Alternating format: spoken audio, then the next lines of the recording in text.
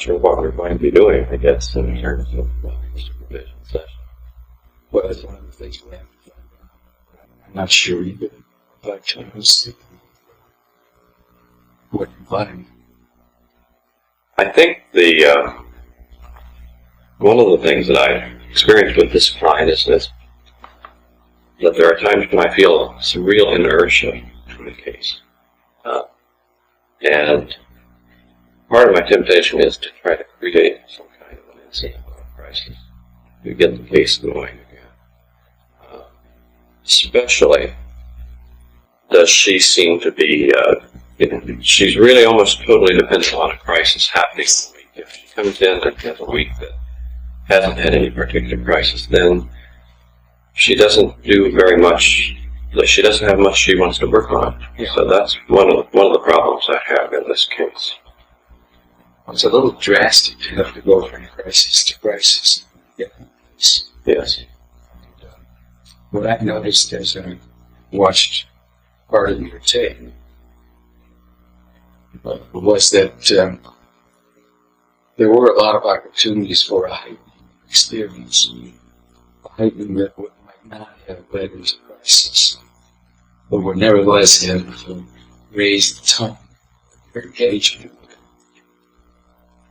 What I experienced was that you were really quite marvelously friendly and strong, understanding, wise. I felt like you were giving her a very important experience. There have been times when I felt like I was being too supportive. I don't know if that hooks into what you're saying or not. Well, supportiveness has a lot of dimensions to it. I felt you were being supportive. I didn't think you were being vapid or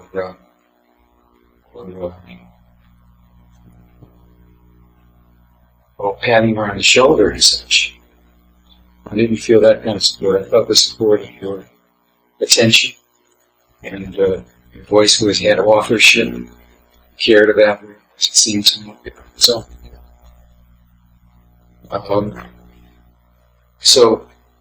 I don't think it was a matter of reducing support, but increasing your engagement. I can't tell you exactly what I mean by that right way. I hope to be able to as we talk. But right now, as you smiled at me, I felt you increase your engagement with it. Right. Did you feel that? I felt that too. Yes. Fantastic. You really hooked me, isn't it? Yeah, fantastic. Yeah. And now you're going to receive it, I think. Right? Right. Okay. Now, can you say what was going on that would have led you to recede some after? Yeah, I think you're touching on something that I do know about me, and that is that I have a reserve that I wear, pull back into it. But as soon as you first said that there was a kind of a continuous level, I realized that probably my reserve was running that session. Oh, your reserve was running. My reserve was running that Say session. more. I'm curious about reserve you're referring to. It's a safe kind of, it's really, I guess it's control more than anything else. But it's, there's not a whole lot of personal contact in it. To connect to what you just said. Now, I think I wasn't getting very personally involved with her. Well, how about right now? What's the level of your personal involvement with me? Well, it went up just a few minutes ago, just 2 or 3 minutes ago, and now I'm intellectualizing. Your words are interfering. Yeah, That's true. So wouldn't it be something if your words could be added onto that aliveness? Yeah. Can you find some way, can you feel the aliveness now? I can feel it. Not as full as before, but still somewhat.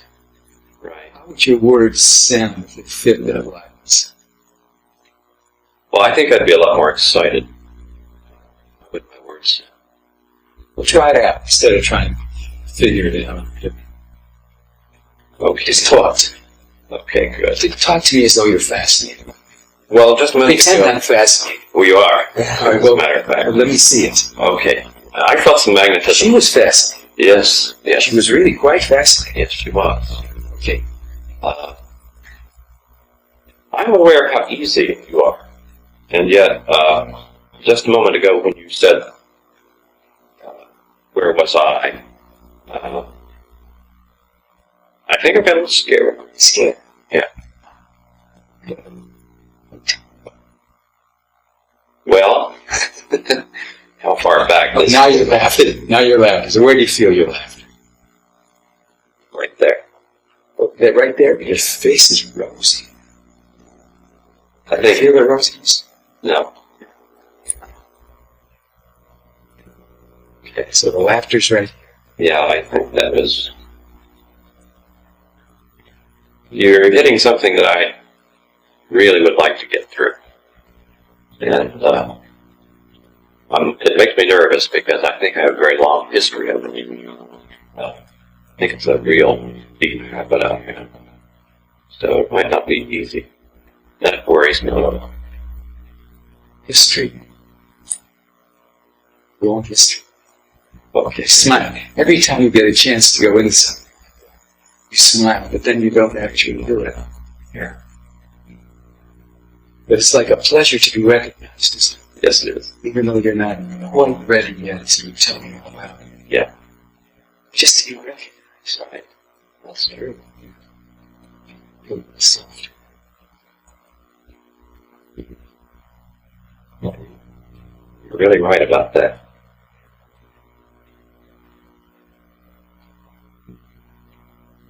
So what is this history you're referring to? Well, you may have said it all. Just, I think, being recognized and still having some control. Maybe being recognized in some of the ways I'd like to be recognized. Which would be what kind of recognition?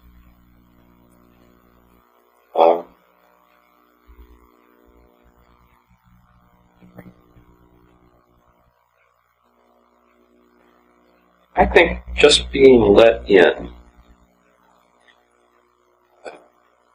Granted, there are times when I love to be recognized for something I did.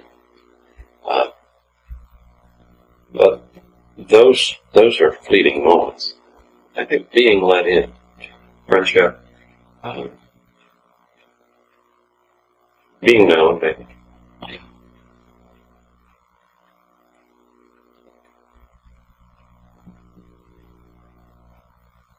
Helps when you smile.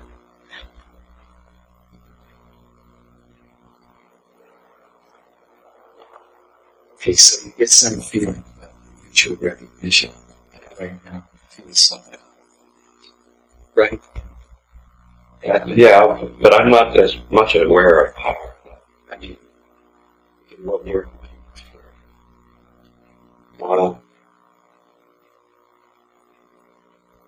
I think I feel safe. Savior. Yeah.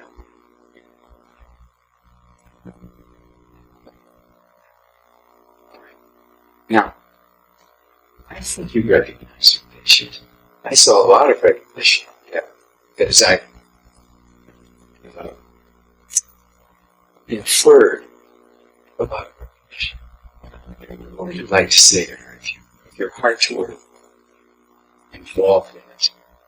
What would you say to her in the session you just had? More about some part of what she wants. Sure. Imagine she's over there. Okay. Turn to her. I think I know the thing I'd really like to say to you is how much how much confidence I have in you. How much I think you can change, and how much I would like that if you did. How does it feel for you to say that? It feels good, speaking personally. Yes, that's how I'm asking it. And when I think about saying it as a therapist, I say, should I say how much I like that, Okay, well, for the moment, fortunately, here you don't have to worry about that because I have to do it with her. That's true. But you can begin to get a feeling for your inner Yeah. self. Okay, so you know what you said. You know how it felt. right? Yeah, and you know what I wonder is, should I put that on her to let her know how much of an investment I have in her? But not necessarily. See, but you mustn't wipe out your inner experience so as not to tell her. Right. Yeah, I Better cheat to have her. all the experience, and then you make your choice about what you say or you don't say. Yeah. Although I must say, in many instances, it would be Yeah. It salutary. would sure give me a lot wider range of things to say. Yeah, open up your face and your mind. Okay, well, let's go back. Now, you remember what you said? Yes. Right. Right, now I'd like you to go over and be her respondent. That's the easy part. I do think I know what she'll say. I Fantastic. think she'll say, that's exactly what I'm wanting from you, Dick.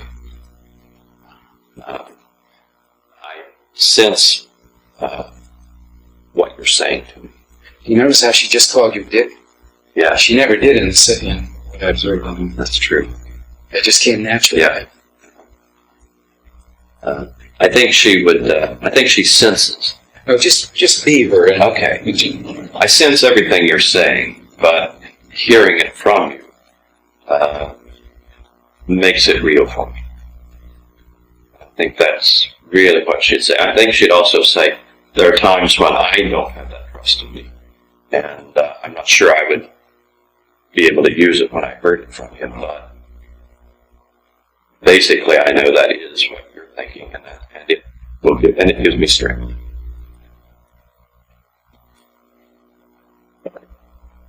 I'm also aware that I'm not even speaking to the personal statement about the investment. but she wasn't all that concerned with that aspect. Was she? Right. Right. If I'm over here now, you did. You feel like saying.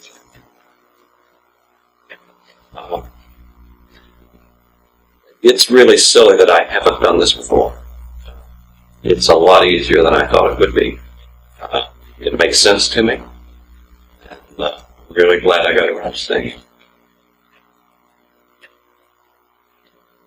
It's an amazing block that I have on that. Well, tell me more about it, what you're saying. You said, well,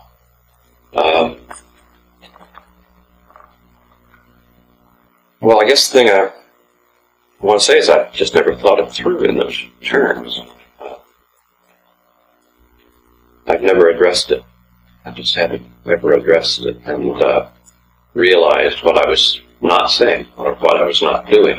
haven't ever addressed what the feelings. My feelings in the relationship. Yeah. Right.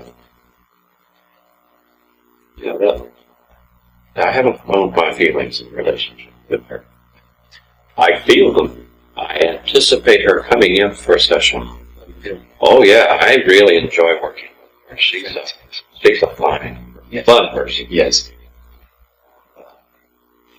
It is one of those. It is a case that I don't compare much. I mean, really. And I think in a lot of ways I'm more natural in that case than in a lot of the others that I do. Which is that's a statement. What sort of state? Well, I guess I brought one of my best cases, and I wonder what I'm like in some of my other relationships with my clients. Well, I must say to you, in all thoroughness, that I experienced this one in you when you were working with me. I experienced your really liking. You seem like a Dutch uncle who really wanted to take care of whatever she needed to have taken care of. Oh yeah, that's me. Yeah. You weren't going to be around too much, but while you were around, you were going to really take care of it. Yeah, I feel a lot of responsibility. Yeah. But it felt very friendly and warm. And what we're dealing with now is a question of what might add to that in terms of your appreciation and your lubrication for your mind flow. Yeah, it's certainly, I know what the lubrication is. I get feeling a lot more fluid. Just the last few minutes. I'd like to take this into that case.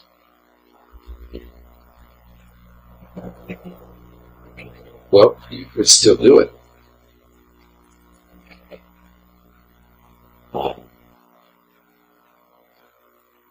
Let me ask you a question in that regard. Yeah. Part of my reaction when you said that would be to raise the problem with I say, look, here's what I'm feeling, and here's what I hope to be able to accomplish. In other words, to let her in on what I would like to accomplish in the relationship. Yeah, which is what? That I'd like to become more comfortable, more fluid in the case. I'm realizing when I say that, too, that it shifts responsibility over on her, and I don't know that she would know what to do with that. Yeah, I don't. I know that there are many instances where a simple statement of your truth, will open up new avenues there. Okay. What I worry about is once I get started, can I keep going? But the question is, what is the it that you're referring to? What do you think is going to happen? Well, it's almost as though you're making a confession to her. Yeah. Whereas actually, all you have to do is do it. You don't even have to tell about it. That sounds a lot easier. Well, sure. I mean, why would you have to suddenly make everything so drastically different from your nature? If you can bring your blood into your face, Yeah. and your interest out front, and your sense of relationship clear, then it may not be necessary to make any confession. I think that I can see that. Perhaps my worry is, can I? Well, chances are you can't right away, but this takes a while to develop. Can't expect it will suddenly. Yeah, I feel like you know what I'm talking about. I feel like I do too, and I'm going to try. Yeah. Let me give you a couple of other observations that sort of might might permit you more gradual entry into feeling quiet. Yeah. But like, for example, there was a particular point in the session where she seemed quite shy. She had said something warm to you. Right. She got embarrassed. Yes. And it was really a lovely moment. She appreciated you. Somehow I got slid over at the appreciation of the appreciation. And I said it. Yeah. So some remark like, well, you seem very shy. Is it too difficult to say how you appreciate them? Okay. Why is that so difficult? You need to say that to her. Yeah, I mean, something, I'm not saying those would be the words. Yeah. It's something on the order of dealing with the events as they happen, rather than looking for the major event that may come to you. Right. Every moment has its own drama. Yeah. I think you may be waiting for I haven't paid very much attention to those moments in the session. That's true. That's one example. I can think of others too. Tell me about something that was. I don't know whether it was apparent on the tape. She's a beautician. And a couple sessions back, I had just gotten my hair cut. Or had it styled. And she came in, and about a third of the way through the session, she said, you look better than I've ever seen you look. Well, I got embarrassed. Yeah. And I just really kind of brushed that aside. Yeah. You're a very handsome man. Well, I feel it. You got embarrassed. Yeah. I'd like to know about your embarrassment. Also, how did you feel about my saying your answer? I appreciated it.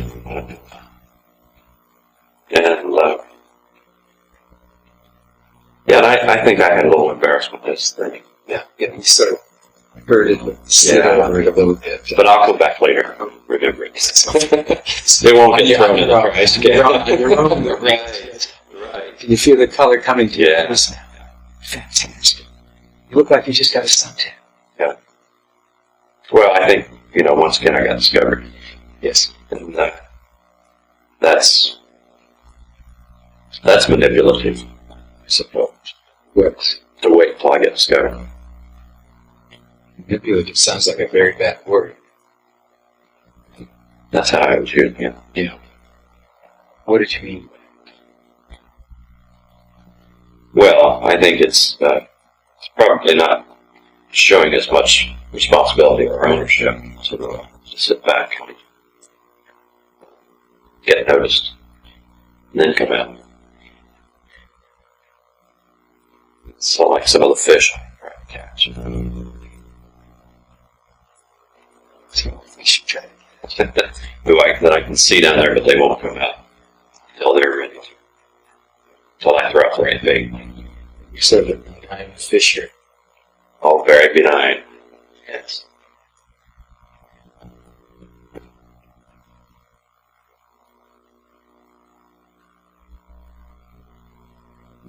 I've really gotten something in terms of everything.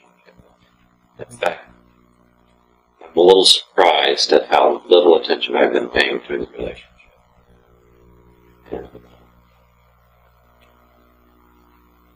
And I think it really is quite important in this case. Maybe I don't mean just this case. But as I think about the case, I think I could have been moving more. I think I could have been better with her had I been coming out more.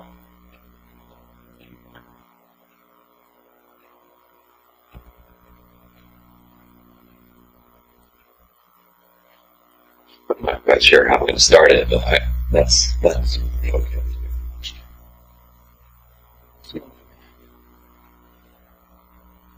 Okay. I'm wondering whether you're turning something to a demand on yourself. Well, I think so. Yeah, it definitely was. Just Yeah.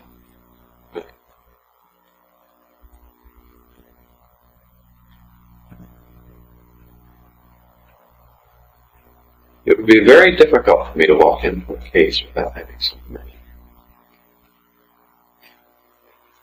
What sort of demands are you familiar with?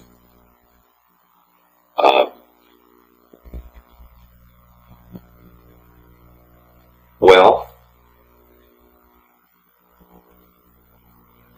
one of my big demands is to try to screen out whatever else is going on, and so that I can really direct myself to my client. That is a big demand I put on myself. And I feel like that's what they're paying their money for. Sure. They have the very least they should get that. Sure. I think I feel some honesty to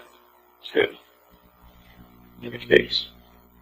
I might try to couch it, but I really do think that I feel some need to be honest. That's certainly understandable. What I'm wondering is how you manage to satisfy these demands. How do you manage to screen out everything or what's happening?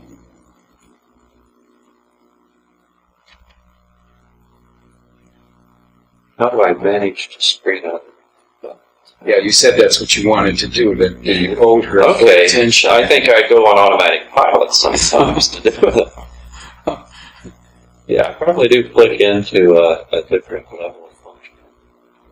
And I imagine it is, there has to be some mechanical treatment to that. Well, say more about the mechanical treatment. I said it was Well, I know how to begin a session. I know how to get a client started. I know how to make a client explore.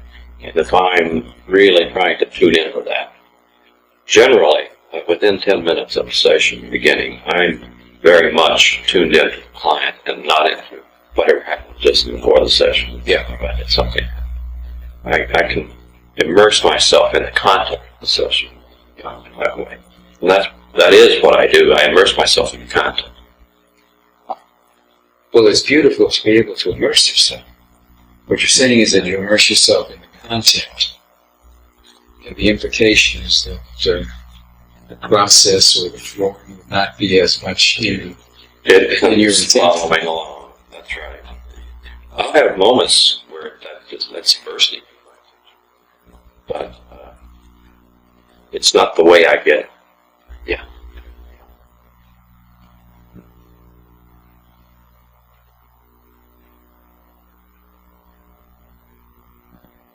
I'm kind of gathering from you that maybe the way you would get it would be through the process. Well, no, not just process. The way I get in is that I get fascinated with what's happening.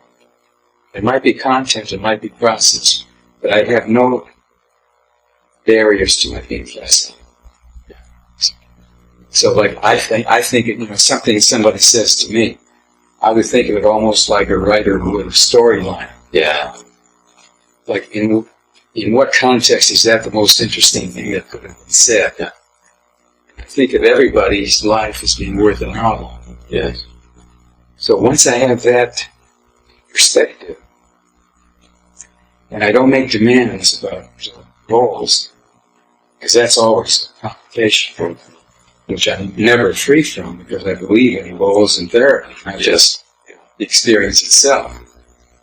But it is also it's a complication, because if what's happening doesn't seem like it fits my goals, then I might lose interest in it. Yeah.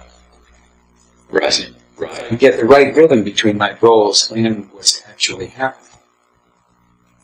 Then I am free to be fascinated all the time.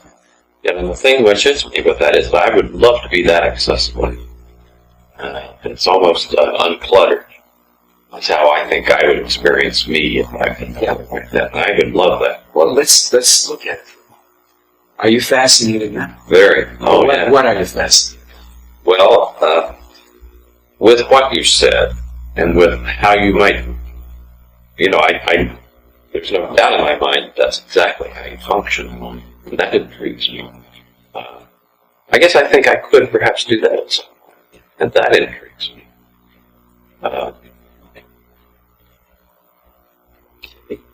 Now tell me, what fascinates you about what she does? She says. You can either tell me, or tell her, imagine she's there. Either way is okay. Okay, I'll tell her. Okay. Now I'm not saying, mind you, I'm not suggesting that you tell her this in therapy. Right. This is just you and me. Right. The whole thing that we're doing now is just you and me. Yeah. And it has no immediate certainty about how it will be applied in your actual work. It'll have to evolve. Right. Yeah. So then there will be no demand. I mean, we can do what we want here. You don't have to feel a demand that you're going to have to do that in your next session. Good. Okay, that helps. Okay. I think the thing I would say that fascinates me about you. Try it a little differently. Not the thing that you would say, because that's a prediction. Right. But rather what you feel like saying right now that fascinates you about you. You may never want to say it again, just right now. The thing that fascinates me most, I think, is what a good juggler you are. You have a way of taking almost any kinds of experiences that come your way, and you keep them going in the air. And May I interrupt you for Sure. a minute? I'd like you to sound a little more fascinating. Okay. Like But I wouldn't be saying it this way. not to her. Well, I don't know how you say it. But I'm not saying you should say it to her this way. Just for our sake here. I want to hear how you sound. You really sounded fascinating. Oh, okay. Okay, fine. It fascinates me how you can keep things juggling in the air. I never have seen anyone who can take so many different events and keeping them going all at the same time. Can you feel it? Yeah. There's less monotone. Yeah. Yeah. There's more meaning, and each word has a certain place in your sentence. Emphasizes a certain something. Yeah. Were you able to feel it? Oh, yeah. Yeah. as soon as I started saying it, I thought, But try some more. well, I know what she's going to say right back is, what do you mean? And she's going to ask for,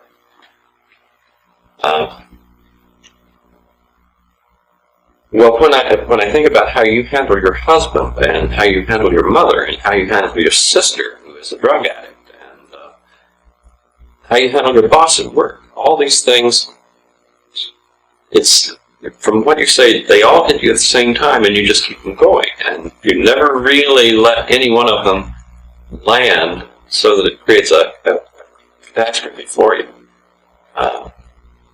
What I think is bad about that is that when you keep them going in the air, you also never end in it. You never have any ending to it. And that's the part that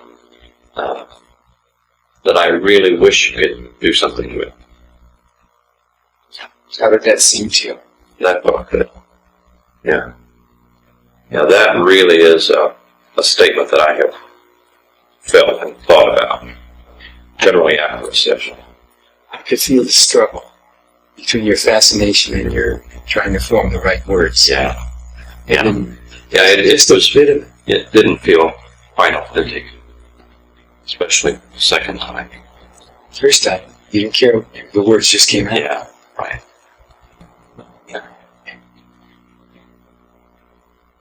Now, I think I wouldn't have liked her to ask me what you mean. I'd rather have just left it there.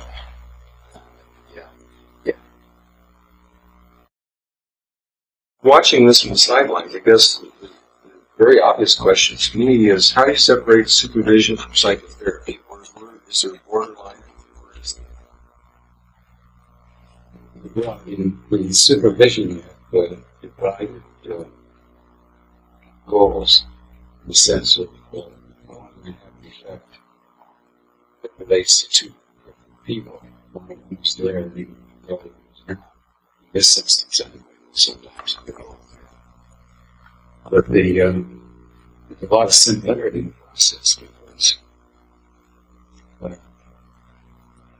the supervisions are intended to expand the mind of the person being supervised, to expand the range of experiences which the person would be able to be familiar with and be able to spring from, to move from.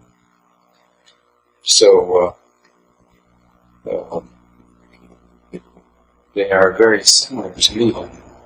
Actually, in ways I would supervise vision. Another kind of supervision is what you might think of as a caretaker supervision, where you're supervising somebody who's doing therapy on an ongoing basis, who needs the help continually, and with whom you are almost a co-therapist. And that person may even see themselves doing co-therapy with the supervisor. We'll ask questions all along the way.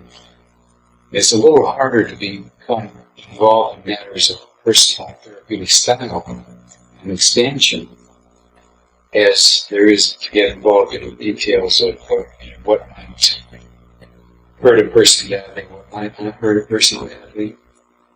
It seems to me almost as if you're speaking of skills orientation versus personal growth orientation.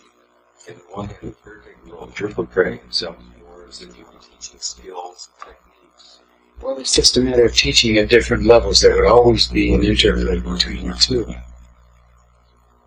But at some of the more advanced stages of supervision, they're much interested in starting to take for granted some of the knowledge, as I did with Dick, some of the knowledge that goes into what's another person like when it comes to therapy. But at any point, you're going to be someplace in ratio between specific skills orientation and the stylistic, expansive, developmental kind of orientation. The person coming in supervision is not coming there for a solution of personal problems in an actual sense. They just want to be as large in their psychotherapeutic scope as they're capable of being. It's implied in what you're saying then is that one goal of supervision is to really expand the person's responsiveness to his or her assignment. To see more to commitment.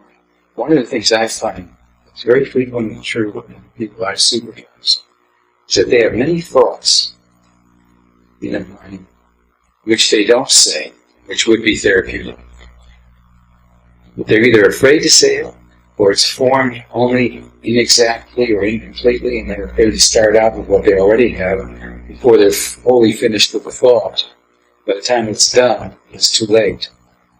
So the idea of getting reflexes in your mind is very important for what I would think of as supervision. One of the things, to jump the topic, one of the questions I'm curious about is how closely should the supervisee's theoretical base be to align with yours? Yeah, that's a good question. Normally, I work only with people who are interested in my methodological frame of reference, which is Gestalt therapy, because that just happens to be who was in our training programs.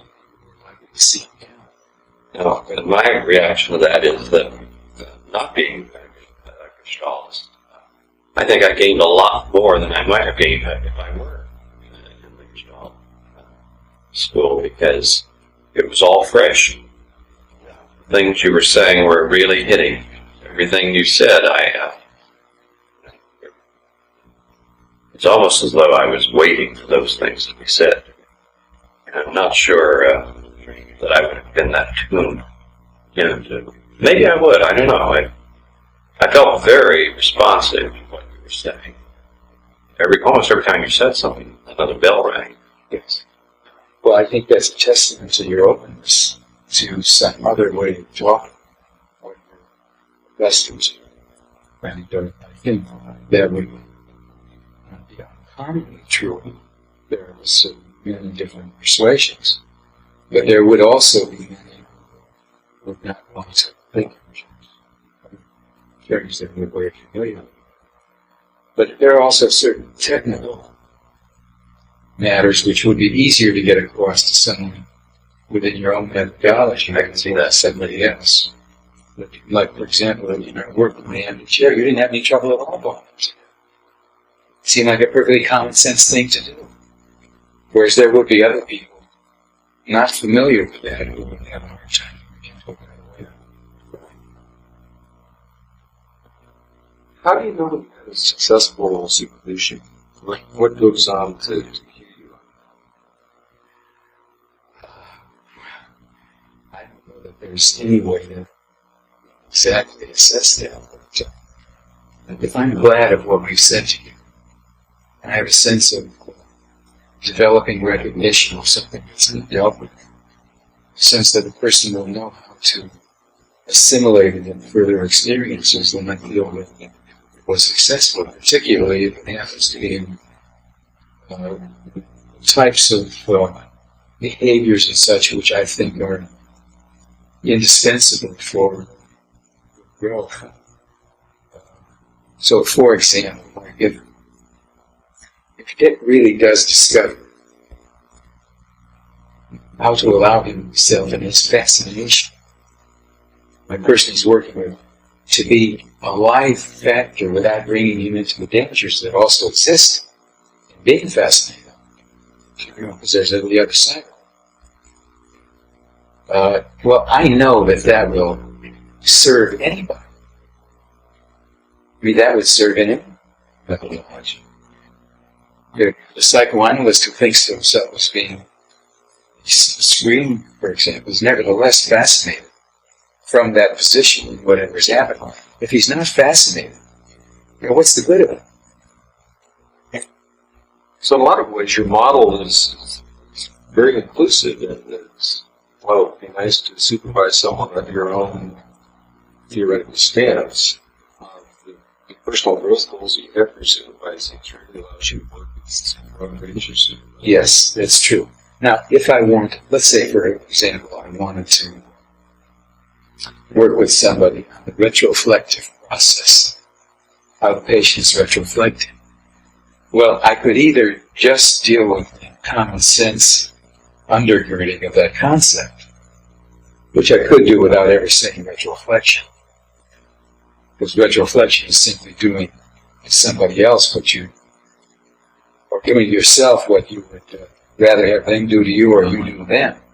So if you're doing something to yourself, I say, well, you're saying something about yourself. And I say to you, well, how about saying it about them, to them? Well, that's undoing the retroflexion in a sense. Well, the person accustomed to doing that would sort of be oriented that way. You could still do it on a common sense basis.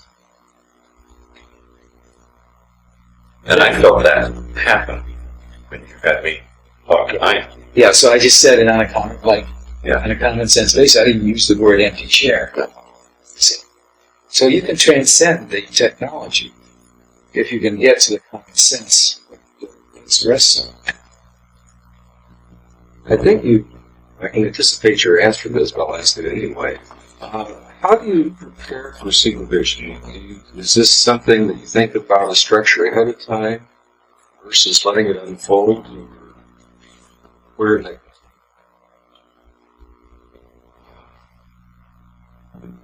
Usually it's a matter of how we control us as our engagement proceeds. Now, of course, if I'm involved in a session where both the patient and the supervisor are there, and then there's a certain stimulation that comes on that we call fourth sun. And then we rehearsal reactions. If a person comes into my office and starts out reporting something that has happened in the previous session, then I'll deal with the aspects of the reporting that stand out for me. Always keeping in mind that I want to know what that person wants out of the situation. But I don't have a structure set in advance. so in a lot of ways you allow the supervising to determine what he or she wants and then work to help them achieve that in a very contractual sort of way.